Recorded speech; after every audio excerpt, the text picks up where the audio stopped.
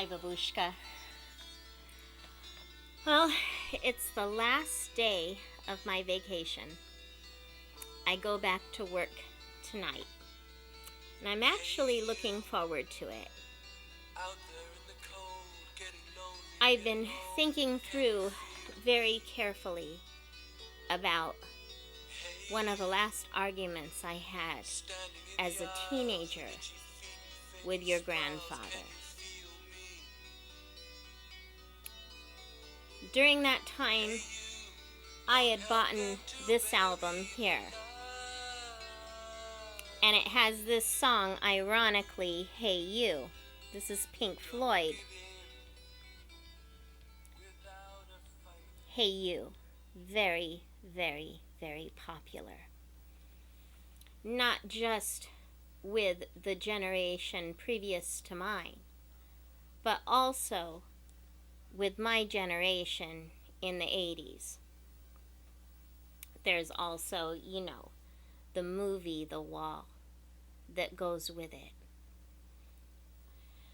My guardians had not only cable television, but also a VCR.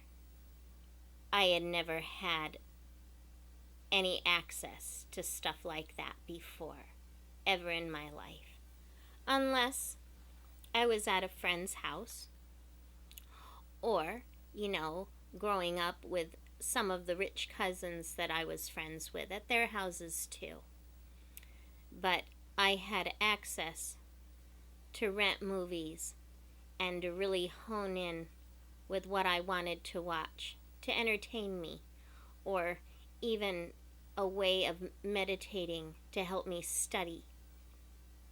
Music like this from The Wall would actually help me to relax and put my mind at ease. And just thinking about the last argument I had with my dad, it was part of the argument I told you about in the last video. That long drive. I had to bring up my brother Eddy again. It was all about dealing with that. It was almost like emotional vomit. My dad was starting to listen, but he still couldn't get things through to his head. I had to bring up something that I actually brought up with my mom before she died. One of the days when Eddy was visiting. Jack would visit too when he would take leave from the military school that he was going to. But as I told you before, they would both visit without being asked, without being welcome. It was almost like they were marking their territory there. But I was becoming a little bit stronger, and there were moments when I would put my foot down. And even at my guardian's house, Gina's house, Jack only came to visit after he had finished military school. But Eddy, he would pay some visits. I had to put my foot down on this one. My guardians had no idea. They put both of them in a certain regard, or would have like a joking thing about it, as boys will be boys. I don't think so. I had to tell my dad about how Eddy and I had an argument, and I put Eddy on the spot in front of Mom. And it kind of, I don't know, it kind of pushed aside a web that was masking the things that Mom was in denial about. She did believe me about how Eddy treated me when I was going through puberty, and she did take my side on it. But she was wanting all of that to be in the past. I was hoping for it too, but it wasn't. The thing that made him totally stop was when I brought up what he had done to another girl. Now, ironically, and this is the truth here, allegedly, he had gotten a young woman pregnant. Well, this young woman did not live in Humbleton, but she was well known, even in the big cities, you see. She had won Miss Teen USA 1987. She had won that title and that crown. That's a big deal, especially with small communities. Not so much, well, it is a big deal too. It was in the papers. It was in the major papers in both Salem and Portland and Eugene. But I had to bring that up to her in front of him. And it put him on the spot because he wasn't smart enough or even caring enough, not alert enough to realize that the actions that he did affected other members of the family, including me. Because when it all went down, upperclassmen, not only in Burnside or in my new school of Houston, when they got to know who my brothers were, rumors go around. And they would bring it up. And I would brush it off. But I had to bring this up to my dad. Not only for the fact that it happened, but also how she was treated. Eddy cut off all contact with her after it happened. And apparently, it really, really did affect her emotionally. Because she had a reputation. And apparently, and I don't know why to this day, she was in love. Rumor had it that she was forced to have an abortion. Maybe she agreed with it. I don't know. If she did, and at that time, looking back at the whole to-do, I did not judge her. Because I knew that he was not going to be there to support her. He did things without thinking of the consequences. He only did things. It was almost like it was a sport. Now, some people bring up the words narcissist or even sociopath. And yeah, there's signs when I look back of those things. Not only how he treated people, but also setting things on fire. Not just little fires in the garage or in the barn, but also there was a time too when he threatened to burn down the Catholic Church in Humbleton. I don't know. so many things, and then torturing animals. And not only, and as I'm talking to Dad about this, not only is he trigger happy with what he has down there, trigger happy with the guns. He did get his gun license at a young age. Yes, he did. And he did go through gun safety. But he was a bully. And he was one of the stars of the football team. Now, in the small town of Humbleton, if you were a guy and you did not play football, you were considered a nothing. So, you could have brains, but you still had to play some kind of sport. And their main thing, besides the rodeo, was having a perfect football team. A lot of pressure there. Now, this young guy in Humbleton, we're going to go forward into 1989 here. That last argument with Dad here. There was a young man, and he was not related to us, but his family had lived in the outskirts of town for a few generations. And he was a wonderful person. We're going to call him Brian.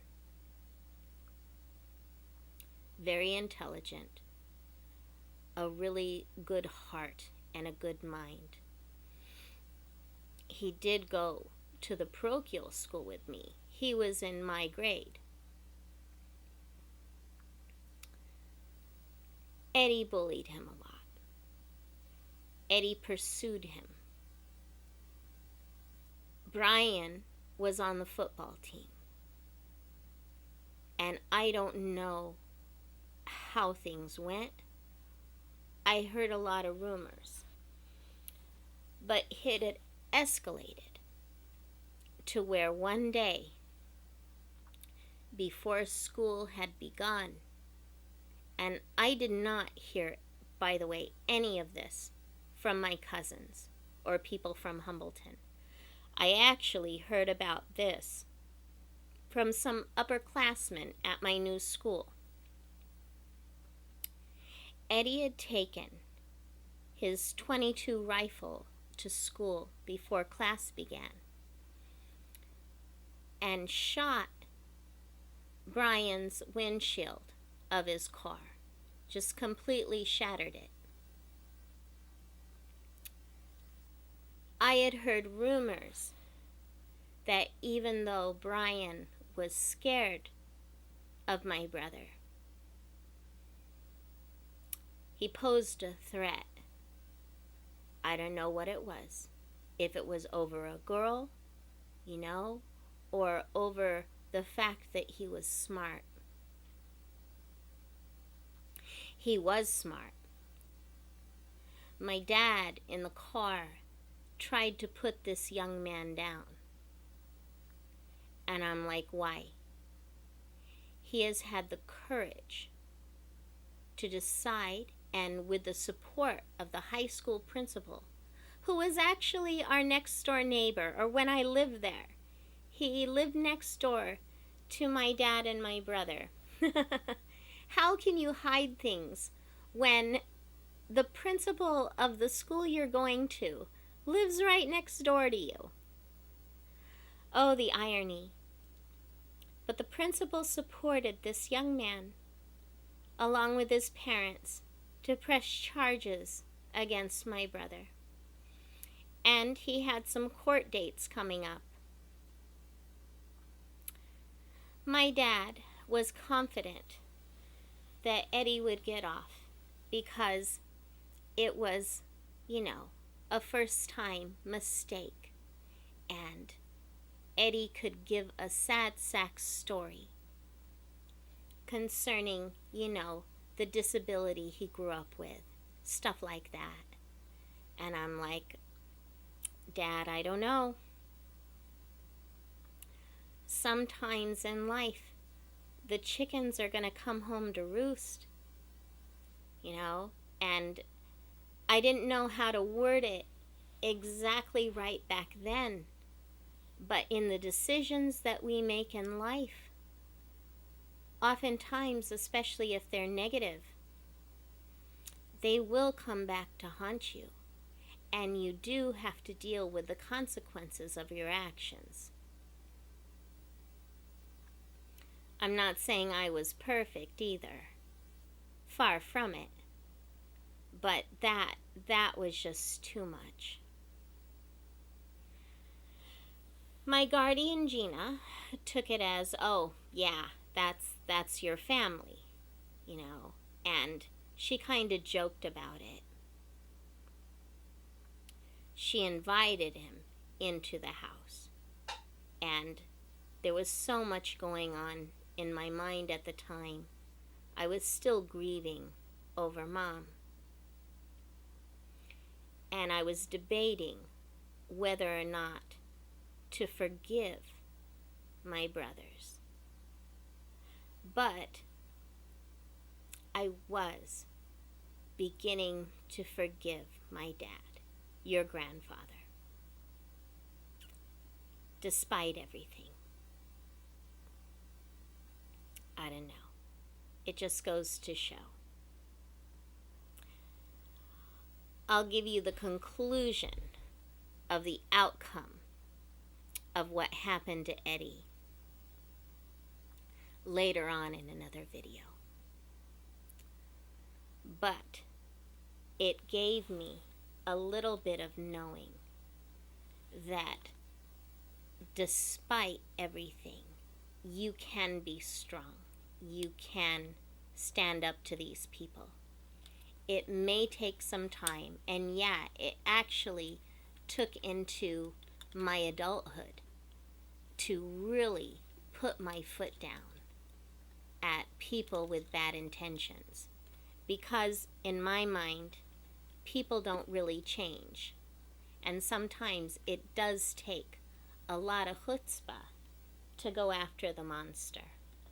And the best way of dealing with something that's not going to change is to do that. People deal with challenges in their lives all the time. And it's kind of like working during this pandemic. Yeah, it's a challenge, but it's something that we need to do. I don't mind doing it at all, because it keeps me focused. And I hope you're feeling that way now too. Everything's going to work out. You'll see. But on that note, speaking of strong women, because I don't feel like I was strong enough back then. It took years and years and years of studying. And I'm still learning. But I wish I would have known about this woman here. Maybe around the holidays, I'll send you a copy of this book. It's an awesome, awesome book. It's about Rosa Luxemburg and her speeches.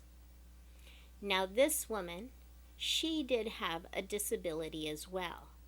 It's a mystery as to what it was, but who knows, you know, they only diagnosed it as the result of a terrible sickness that she had had. They just say some kind of disease when she was around the age of 5. Now, she was born in 1871 in Warsaw, Poland. That disease that she had as a young girl, the results were that she walked with a limp for the rest of her life.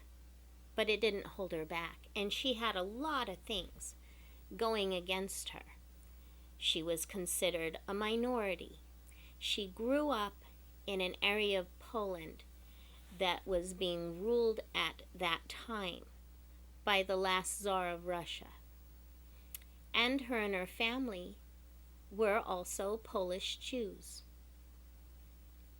She was the baby of her family, but she was encouraged by her parents, including her father, to pursue her education.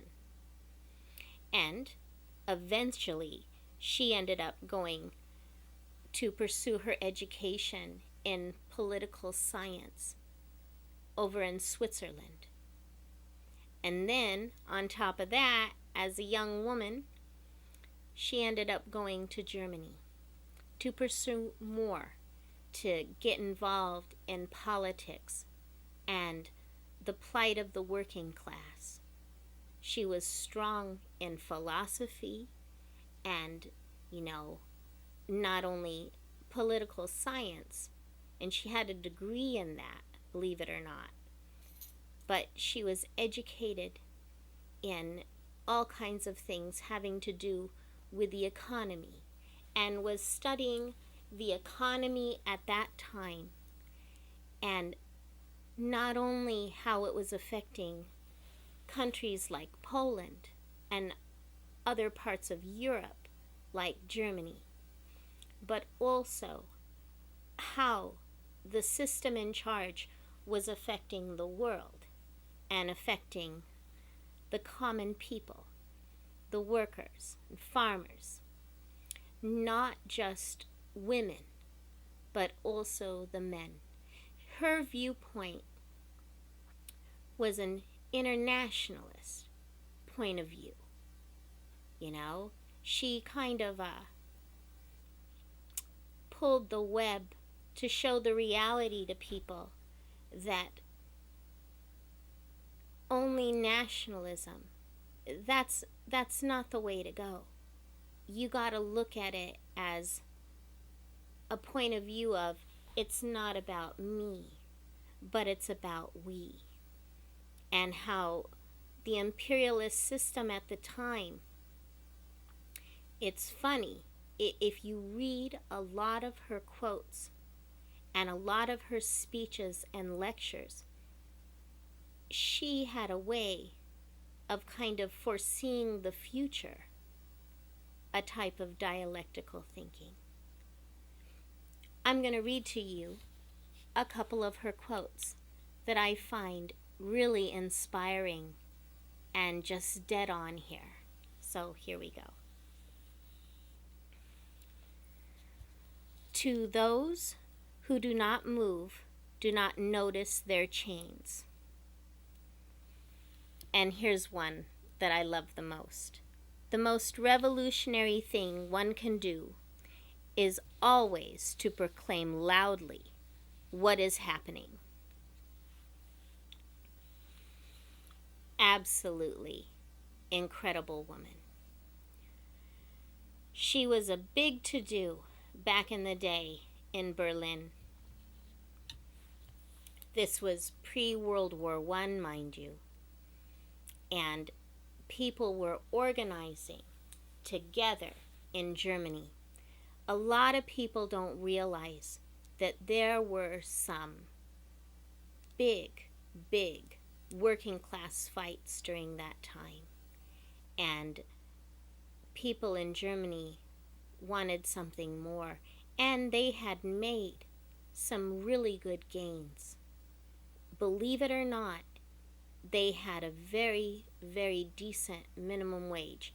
But it took a fight, It wasn't handled totally through just reform. They had also gained gains like universal health care. Later on in history, when the Third Reich took over, you can see a lot of that just went away up in smoke. In fact, when the Third Reich took over, the minimum wage that those people had gained, it was cut in half. And a lot of the leadership who fought for those gains, they were the first to go into the labor camps, besides the disabled. But this woman, She was a trailblazer. She scared a lot of people, and it's fantastic in a way too, because this was before women could vote. Women actually in Germany did not get their vote till 1919. Unfortunately, she was assassinated around that time. And then prior, she had been in prison many times. Prison did not stop her. She still wrote her papers. She still published articles. It took for the higher-ups to have her killed, to silence her. But her work, it's being studied to this day. And apparently in those parts of Germany, and I would love to visit at some point, they actually have statues of her in her honor. But yeah, I wish I would have known about her back in high school when I was arguing with your father. I loved history class, and I loved art class. In fact, the ideas about the murals that I had made at my prior high school, they were starting to resurface at the new high school. My new art teacher, fantastic gentleman. He had a lot of empathy for me. He knew about what had happened to me. Although he did not spoil me or enable me in any way. He didn't with anybody. But he did like my ideas. He had heard about the rumors that were spread about my previous English teacher. And besides my youth pastor, he was a person I could go to if I wanted to confide in, if I wanted someone to trust. And that was a good thing. He wanted me to not give up, but to keep going and to stay artistic. And he also told me that even though I was stood up for the prom to go to that dance, because I had put in all that time and effort into getting the tickets and making my dress, he's like, you should go. And it's funny, we had this discussion after school when I'm in his classroom and we're going over any ideas I might have for making murals in the school. A young man older than me had come into the classroom and he was overhearing the conversation. A couple days later, he had asked me to go to the dance with him. And I thought that's fantastic. So in a way, the art teacher kind of set up a conversation we could have, because this young man, he was a Christian. He was actually Baptist, but he was involved in the theater, and it gave us something to talk about. And we ended up going, and we had a wonderful time. What a wonderful to-do. So it was okay. But yeah, these arguments with my dad. I loved him, but I had no way of figuring out how to get through to his mind. I think I was, in a way. I always held him, in high regard. I always had empathy for him, and getting to know him and what he went through during his childhood, his youth, it gave me a different perspective. And as I was telling you before, if things aren't talked about, they can repeat themselves. I think in a way he suffered from a form of PTSD. And I think a lot of that had to do with his ranting and redundancy. In a way, I felt with arguing with him, it just took a lot to expose those things. You know, in the last video, or maybe the one before, I had referred to the story of Alice in the Looking Glass. Well, oftentimes, having these arguments with my dad, I would think about Alice in Wonderland and her arguments that she had with the Queen of Hearts. You know, the Queen of Hearts is based on Queen Victoria during that time that Lewis Carroll wrote the book. But I'll quote something out of that book. She called out the Queen as just a fat, pompous, bad-tempered old tyrant. And it took the Cheshire Cat to confirm it to the Queen. She also referred to her as just a card from an old pack of playing cards. What a challenge. Now, the Queen in the story is actually not a villain, but symbolically, she's kind of considered like the boss. Something to think about. And you can question them if you want to, in the right way. But when I questioned my dad on these things, I don't know, it brought things up to surface.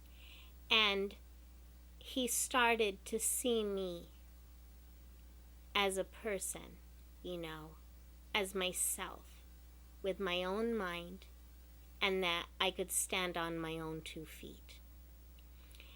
And it made him, even though reluctantly, start to question his sons, although he would always forgive them. I think a little bit too much. Anyways, I gotta go to bed soon, and I gotta finish washing the dishes and stuff and getting ready for tonight. So, I'm gonna wrap up this video.